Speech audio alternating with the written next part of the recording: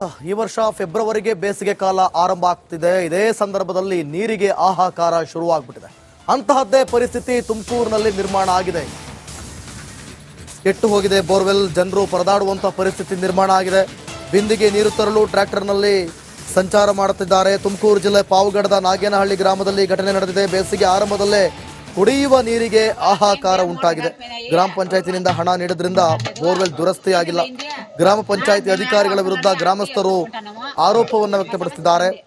ಪಾವಗಡ ತಾಲೂಕಿನಲ್ಲಿ ಕುಡಿಯುವ ನೀರಿಗೆ ಹಾಹಾಕಾರ ಶುರುವಾಗಿದೆ. ಪಾವಗಡ ತಾಲೂಕಿನ ನಾಗೇನಹಳ್ಳಿ ಗ್ರಾಮದಲ್ಲಿ ಈ ಪರಿಸ್ಥಿತಿ ದೃಶ್ಯದಲ್ಲಿ ಗಮನಿಸ್ತಾ ಇದ್ದೀರಿ. ಟ್ರ್ಯಾಕ್ಟರ್ ನಲ್ಲಿ ಸಂಚಾರ ಮಾಡುವಂತಹ ಪರಿಸ್ಥಿತಿ ನಿರ್ಮಾಣ ಆಗಿದೆ. ಬೋರ್ವೆಲ್ ಕೆಟ್ಟು ಹೋಗಿದೆ. ಗ್ರಾಮ ಪಂಚಾಯತಿಯಿಂದ ಹಣ ನೀಡ್ತಾ ಇಲ್ಲ. ಹಾಗಾಗಿ ಗ್ರಾಮಸ್ಥರು ಆಕ್ರೋಶ ವ್ಯಕ್ತಪಡಿಸಿದ್ದಾರೆ.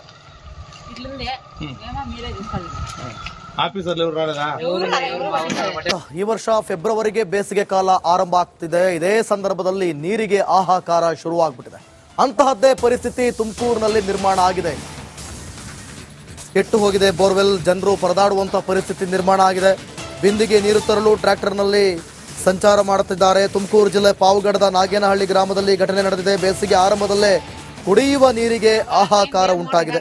ಗ್ರಾಮ ಪಂಚಾಯತಿನಿಂದ ಹಣ ನೀಡಿದ್ರಿಂದ ಬೋರ್ವೆಲ್ ದುರಸ್ತಿಯಾಗಿಲ್ಲ. ಗ್ರಾಮ ಪಂಚಾಯತಿ ಅಧಿಕಾರಿಗಳ ವಿರುದ್ಧ ಗ್ರಾಮಸ್ಥರು ಆರೋಪವನ್ನು ವ್ಯಕ್ತಪಡಿಸಿದ್ದಾರೆ. ಪಾವಗಡ ತಾಲೂಕಿನಲ್ಲಿ ಕುಡಿಯುವ ನೀರಿಗೆ ಹಾಹಾಕಾರ ಶುರುವಾಗಿದೆ. ಪಾವಗಡ ತಾಲೂಕಿನ ನಾಗೇನಹಳ್ಳಿ ಗ್ರಾಮದಲ್ಲಿ ಈ ಪರಿಸ್ಥಿತಿ ದೃಶ್ಯದಲ್ಲಿ ಗಮನಿಸ್ತಾ ಇದ್ದೀರಿ. ಟ್ರ್ಯಾಕ್ಟರ್ ನಲ್ಲಿ ಸಂಚಾರ ಮಾಡುವಂತಹ ಪರಿಸ್ಥಿತಿ ನಿರ್ಮಾಣ ಆಗಿದೆ. ಬೋರ್ವೆಲ್ ಕೆಟ್ಟು ಹೋಗಿದೆ. ಗ್ರಾಮ ಪಂಚಾಯತಿಯಿಂದ ಹಣ ನೀಡ್ತಾ ಇಲ್ಲ.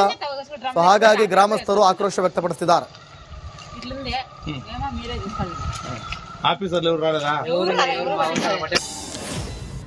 ರಾಜ್ಯದಾಗ ಸಿಎಂ ಬದಲಾಗ್ತಾರಂತ ಹಿಂಗ ಚರ್ಚೆ ಆಗಕತ್ತಿತ್ತು. ಇದೇ ವಿಚಾರಕ್ಕೆ ಸಂಬಂಧಪಟ್ಟಂತೆ ಕಾರ್ಮಿಕ ಸಚಿವ ಸಂತೋಷ್ ಲಾಡ್ ಮಾತಾಡ್ಯಾರ ನೋಡ್ರಿ. ಬೆಳಗಾವಿಯೊಳಗ ಮಾತಾಡ್ಯಾರ. ಕೇಂದ್ರದಾಗ ಮೋದಿ ಬದಲಾವಣೆ ಆಗಬಹುದು ಅನ್ನೋ ಚರ್ಚೆನೂ ಐತಪ್ಪ. ಅದನ್ನ ನೀವು ಕೇಳ್ರಿ. ಕೇಂದ್ರ ಸರ್ಕಾರಕ್ಕೆ ಸಂಪೂರ್ಣ ಬಹುಮತ ಇಲ್ಲಲ್ಲ. ನೀವ್ ಯಾವತ್ತಾರ ಈ ಪ್ರಶ್ನೆ ಮಾಡಿರೇನ ಅಂತ ಹೇಳಿ ಕೇಳಿದ್ರ.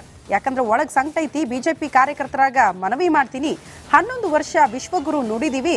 ಅವರನ್ನ ಕೆಳಗಿಳಿಸಿ ನಿತಿನ್ ಗಡ್ಕರಿ ಅವರನ್ನ ಪ್ರಧಾನಿ ಮಾಡ್ರಿ ಅಲ್ಲ. ನಮ್ದೇನು ಅಭ್ಯಂತರ ಇಲ್ಲ.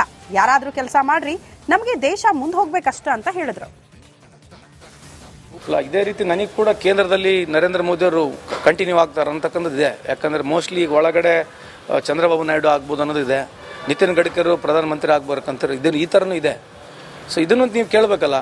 ಅವ್ರಿಗೆ ಫುಲ್ ಮೆಜಾರಿಟಿ ಇಲ್ಲ ಅಲ್ಲಿ. ಮತ್ತು ನೀವು ಕೇಳಬೇಕಲ್ಲ. ಯಾವತ್ತನ ಕೇಳ್ತೀರಿ ಪ್ರಶ್ನೆಗಳು. ಯಾಕೆ ಕೇಳೋದಲ್ಲ? ಅಲ್ರಿ ಅಲ್ಲಿ ಕೂಡ ಸಚಿವರು ಭಾಳ ಇದಾರೆ. ಬಿಜೆಪಿ ಒಳಗೆ ಸಂಕಟ ಇದೆ. ಮತ್ತೆ ನೀವು ಕೇಳಬೇಕಲ್ಲ.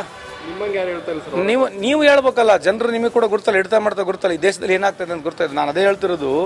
ಬಿಜೆಪಿಯವರ ಮುಖಂಡರಲ್ಲಿ ಕಾರ್ಯಕರ್ತರಲ್ಲಿ ಮನವಿ ಮಾಡ್ಕೊಳ್ತೀನಿ. 11 ವರ್ಷ ವಿಶ್ವಗುರು ನೋಡ್ಬಿಟ್ಟಿದ್ದೀವಿ. ಅವ್ರನ್ನ ಇಳಿಸ್ಬಿಟ್ಟು ನಿತಿನ್ ಗಡ್ಕರಿ ಅವ್ರನ್ನ ಪ್ರಧಾನಮಂತ್ರಿ ಮಾಡಿರಿ. ನಮಗೇನು ಅಭ್ಯಂತರ ಇಲ್ಲ. ಬಟ್ ಯಾರೊಬ್ಬರು ಕೆಲಸ ಮಾಡಿ ಜನಕ್ಕೆ ದೇಶಕ್ಕೆ ಮುಂದೆ ಹೋಯ್ತಕ್ಕಂಥ ನಾಯಕರು ಬೇಕಂತ ಬಿಜೆಪಿಯವ್ರಿಗೆ ನಾವು ಮನವಿ ಮಾಡ್ಕೊಳ್ತೀವಿ. ಇನ್ನ ರಾಜ್ಯದಾಗ ಸಿಎಂ ಬದಲಾವಣೆ ವಿಚಾರಕ್ಕೆ ಸಂಬಂಧಪಟ್ಟಂಗ ಸಕ್ಕರೆ ಸಚಿವ ಶಿವಾನಂದ ಪಾಟೀಲ್ ಕೂಡ ಮಾತಾಡ್ಯಾರ ನೋಡ್ರಿ. ಬೆಳಗಾವಿಯೊಳಗ ಮಾತಾಡ್ಯಾರ ಅವರು. ನೀವು ಕೇಳ್ತಾನೆ ಅದೀರಿ, ನಾವು ಆಗ್ತಾನೆ ಅದ್ರ ಬಗ್ಗೆನ ಮಾತಾಡಕತ್ತೀವಿ. ಮುಂದೇನೋ ಅವರ ಇರಬಹುದು ಬಿಡ್ರಿ. ಅದ್ರಾಗ ತಪ್ಪೇನೈತಿ. ಸಿಎಂ ವಿಚಾರ ನಾನು ಭವಿಷ್ಯ ನುಡಿಯಂಗಿಲ್ಲ. ಸಿಎಂ ಬದಲಾವಣೆ CLP ಮತ್ತು ಹೈಕಮಾಂಡ್ ನಿರ್ಧಾರ ಮಾಡತ್ತ. ಪದ ಯಾಕ ಪ್ರಶ್ನೆ ಮಾಡ್ತೀರಿ? ಅದ್ರ ಬಗ್ಗೆ ಚರ್ಚೆ ಇಲ್ಲ ಅಂತ ಹೇಳಿದ್ರು. ಯಾರು ಇಲ್ಲ ಅಂತ ಹೇಳಿದಾರೆ? ಅವರೇ ಇದಾರಲ್ಲ. ಮುಂದೂ ಅವ್ರು ಇರ್ಬೋದು. ಅದ್ರಾಗ ಏನು ತಪ್ಪಿದೆ? ಅವರೇ ಇರ್ತಾರೆ. ನೋಡಿ, ಈಗ CM ವಿಷಯ ಅದು ಇಲ್ಲಿ ನಾನು ಹೇಳತಕ್ಕಂಥ ಭವಿಷ್ಯ ನುಡಿತಕ್ಕಂಥ ಕೆಲಸ ಅಲ್ಲ. CLP ಮತ್ತು ಹೈಕಮಾಂಡ್ ನಿರ್ಣಯ ಮಾಡುತ್ತೆ. ಅದರಲ್ಲಿ 2 ಮಾತೇ ಇಲ್ಲ. ಈಗ ಅವರೇ ಪ್ರೆಸೆಂಟ್ CM ಇದ್ದಾರೆ, ಅವರೇ ಮುಂದುವರಿತಾರೆ. ಅದು ನನಗೆ ಗೊತ್ತಿಲ್ಲ. ನೀವು ಮೇಲೆ ಕೇಳ್ತೀರಂತ ಅದು ಚರ್ಚೆ ಆಗ್ತದೆ. ನನಗೂ ಈಗ ಕೇಳಿದ್ರಲ್ಲ, ನಾನು ಹೇಳಿದ್ದೆ ನಿಮಗೆ. ನೀವು ಅವ್ರಿಗೇನು ಕೆಲಸ ಮಾಡಕ್ಕೆ ರಗಡಿದೆ ಅದನ್ನು ಮಾಡಿದರೆ ಸಾಕು. ಇದ್ರ ಬಗ್ಗೆ ಏನು ಅವಶ್ಯಕತೆ ಇಲ್ಲಾರ್ದನ್ನ ಚರ್ಚೆ ಮಾಡಿ ಏನು ಮೈ ಮೇಲೆ ಹಾಕೊಳ್ಳೋದಿರುತ್ತೆ. ಇನ್ನಿದು ರಿಪಬ್ಲಿಕ್ ಕನ್ನಡ ಸ್ಟೋರಿ ಇಂಪ್ಯಾಕ್ಟ್ ಐತೆ ನೋಡ್ರಿ. ಸಬ್ಸಿಡಿ ಲೋನ್ ಕೊಡಿಸ್ತೀವಿ, ಹಣ ಡಬಲ್ ಮಾಡಿಕೊಡ್ತೀವಿ ಅಂತ ಹೇಳಿ ಕೋಟ್ಯಾಂತರ ರೊಕ್ಕ ವಂಚನೆ ಮಾಡಿದ ಪ್ರಕರಣಕ್ಕೆ ಸಂಬಂಧಪಟ್ಟಂಗ ಹೊಸಪೇಟೆ ಪಟ್ಟಣ ಠಾಣೆ ಪೊಲೀಸರು ಆ ತನಿಖೆಯನ್ನು ಚುರುಕು ಮಾಡ್ಯಾರ. ಹೊಸಪೇಟೆ ನಗರದ ಮೇನ್ ಬಜಾರ್ ಒಳಗಿದ್ದ ಪ್ರಿಯಾಂಕಾ ಮಹಿಳಾ ಪತ್ತಿನ ಸಹಕಾರಿ ಸಂಘಕ್ಕೆ ಬೀಗ ಹಾಕ್ಯಾರಂತ.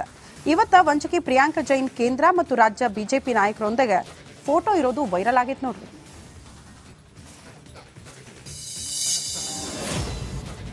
ಕ್ರಾಂತಿವೀರ ಸಂಗೊಳ್ಳಿ ರಾಯಣ್ಣ ವೃತ್ತದ ಜಗಲಿಗೆ ಹಾಕಿದ್ದ ಪರಸಿ ಕಲ್ಲು ಕಿತ್ ಹಾಕಿದ್ದ ಆರೋಪಿಗಳ ಬಂಧನಕ್ಕೆ ಆಗ್ರಹಿಸಿ ದೊಡ್ಡ ಮಟ್ಟದ ಹೋರಾಟ ಆಗಕತ್ತೈತಿ. ಯಾದಗಿರಿ ಜಿಲ್ಲೆ ಹುಣಸಗಿ ತಾಲೂಕಿನ ಹೊಂಬಳಕಲ್ ಕ್ರಾಸ್ ಬಳಿ ಇದ್ದಿದ್ದ ಸಂಗೊಳ್ಳಿ ರಾಯಣ್ಣ ಜಗಲಿ ಮೇಲಿದ್ದ 4 ಕಲ್ಲು ಕಿತ್ ಕಿಡಿಗೇಡಿಗಳು ಅಲ್ಲಿಂದ ಎಸ್ಕೇಪ್ ಆಗ್ಯಾರ. ಕಿಡಿಗೇಡಿಗಳನ್ನ ಪತ್ತೆ ಹಚ್ಚಬೇಕು ನೀವಂತ ಹೇಳಿ ಕುರುಬ ಸಮಾಜದವರು ಪ್ರತಿಭಟನೆ ಮಾಡ್ಯಾರ ನೋಡ್ರಿ. ಕುಡಿದ್ರನ್ರಿ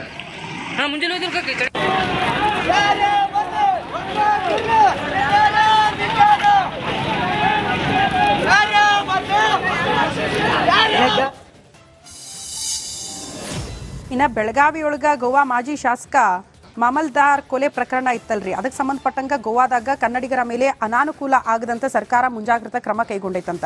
ರಾಜ್ಯ ಸರ್ಕಾರ ಗೋವಾ ಸರ್ಕಾರಕ್ಕೆ ಹಿಂಗ ಮನವಿ ಮಾಡ್ಕೊಂಡೈತಂತ. ಹಿಂಗಾಗಿ ಗೋವಾ ಕನ್ನಡಿಗರ ಹಿತಾಸಕ್ತಿ ಕಾಪಾಡಬೇಕಂತ ಹೇಳಿ ಸಚಿವ ಸಂತೋಷ್ ಲಾಡ್ ಗೋವಾ ಸಿಎಂ ಪ್ರಮೋದ್ ಸಾವಂತ್ ಅವರನ್ನ ಭೇಟಿ ಮಾಡಿ ಮನವಿ ಕೊಟ್ಟಾರ ನೋಡ್ರಿ. ಬಾಗಲಕೋಟೆ ಜಿಲ್ಲೆ ಜಮಖಂಡಿ ನಗರದಾಗ ಹಜರತ್ ಅಡಗಲಪೀರ್ ದರ್ಗಾದ ಉರುಸ್ ಕಾರ್ಯಕ್ರಮ ಭಾಳ ಜೋರ್ ನಡೀತು. ಹಿಂದೂ ಮುಸ್ಲಿಂ ಭಾವೈಕ್ಯತೆಯ ಸಂಕೇತ ಆಗಿದ್ದ ಈ ದರ್ಗಾಕ್ಕೆ ಜಮಖಂಡಿಯ ಮಾಜಿ ಶಾಸಕ ಆನಂದ ನ್ಯಾಮಗೌಡ ಭೇಟಿ ಕೊಟ್ರ. ಹಜರತ್ ಅಡಗಲಪೀರ್ ಅವರ ಸಮಾಧಿಗೆ ಪುಷ್ಪಾರ್ಚನೆ ಮಾಡಿ ಪ್ರಾರ್ಥನೆ ಮಾಡ್ಯಾರ ನೋಡ್ರಿ. ಹಿಂದೂ ಮುಸ್ಲಿಂ ಭೇದ ಇಲ್ಲದೆ ಸ್ಥಳೀಯರು ಉರುಸ್ ಕಾರ್ಯಕ್ರಮದಾಗ ಭಾಗಿಯಾಗ್ತಾರ.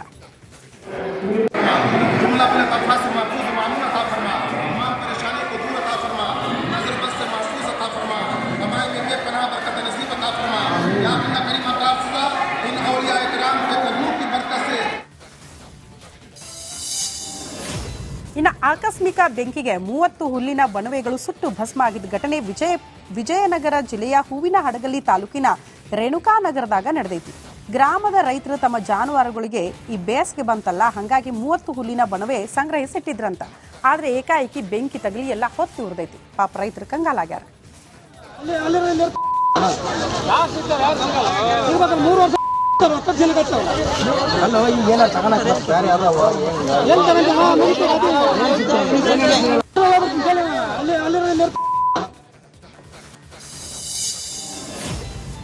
ಬೀದರ್ನಿಂದ 6 ಜನ ಯುವಕರ ತಂಡ ಬೈಕ್ನಾಗ ಪ್ರಯಾಗ್ರಾಜ್ಗೆ ಹೋಗ್ಯಾರ್ರಿ.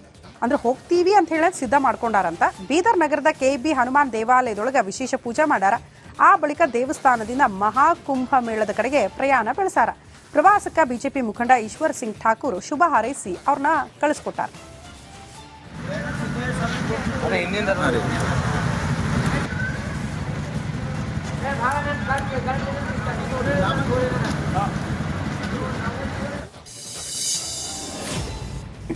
ಇಲ್ಲಿ ನೋಡ್ರಿ, ಧಾರವಾಡ ತಾಲೂಕೊಳಗ ದೇವರ ಹುಬ್ಬಳ್ಳಿ ಗ್ರಾಮದಾಗ ಸಾವನ್ಯಾಗು ದಂಪತಿ ಒಂದಾಗ್ಯಾರಂತ. ರಾತ್ರಿ ಒಟ್ಟಗ ಕುಂತು ಊಟ ಮಾಡ್ಯಾರ, ಆಮೇಲೆ ಮಲ್ಕೊಂಡಾರ. 82 ವರ್ಷದ ಪತಿ ಈಶ್ವರ್ ಆರೇರ, 73 ವರ್ಷದ ಪತ್ನಿ ಪಾರವ್ವ ಆರೇರ ಮೃತ ದಂಪತಿ ಅಂತ.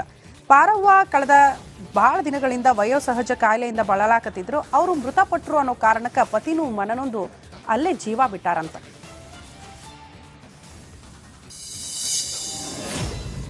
ಶರಣರ ನಾಡು ಬಸವ ಕಲ್ಯಾಣ ತಾಲೂಕಿನ ಕೊಹಿನೂರ್ ಗ್ರಾಮದಾಗ ನಡೀತಿದ್ದ ಸೇತುವೆ ಕಾಮಗಾರಿ ಕಳಪೆಯಿಂದ ಕೂಡೈತಿ ಅಂತ ಹೇಳಿ ಜನ ಮಾತಾಡಕತ್ತಾರ. ಕಾಮಗಾರಿ ಸ್ಥಳಕ್ಕೆ ಕಾಂಗ್ರೆಸ್ ಪಕ್ಷದ ಮುಖಂಡ ಮಾಜಿ ವಿಧಾನ ಪರಿಷತ್ ಸದಸ್ಯ ವಿಜಯ್ ಸಿಂಗ್ ಭೇಟಿ ಕೊಟ್ಟು ಕಾಮಗಾರಿ ಹೆಂಗೈತಿ ಅಂತೆಲ್ಲ ನೋಡಿದ್ರು. ಅದಕ್ಕೆ ಸಂಬಂಧಪಟ್ಟಂಗ ಅಧಿಕಾರಿಗಳಿಗೆ ಮೊಬೈಲ್ನಾಗ ಏನೋ ತರಾಟೆಗೆ ತಗೊಂಡು ಅಂದ್ರೆ ಕ್ಲಾಸ್ ತಗೊಂಡಾರಂತ.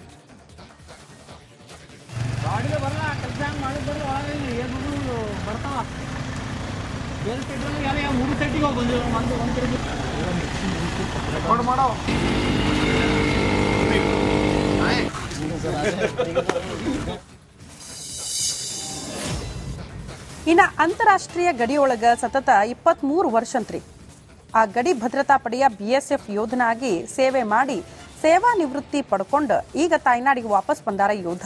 ಹಾಗಾಗಿ ಅವ್ರನ್ನ ಭಾಳ ಜೋರ್ ಸನ್ಮಾನ ಮಾಡ್ಯಾರ. ಯೋಧ ಸಿದ್ದಪ್ಪ ಜಿವಣಗಿ ಮೂಗ್ನೂರ್ ಅವರನ್ನ ಸನ್ಮಾನ ಮಾಡಿ ಅದ್ದೂರಿ ಮೆರವಣಿಗೆ ಮೂಲಕ ಅವ್ರನ್ನ ಊರಿಗೆ ಬರ್ಮಾಡ್ಕೊಂಡಾರ ನೋಡ್ರಿ.